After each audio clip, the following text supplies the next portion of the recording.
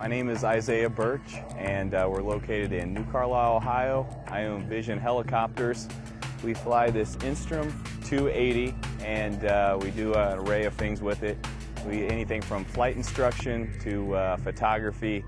My qualifications are I started flying 15 years ago.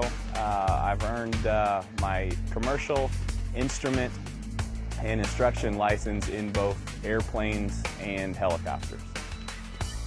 I've been flying helicopters for the last 5 years. My first flight in anything was an airplane, and I soloed right when I turned 16, so it's been going on 16 years total.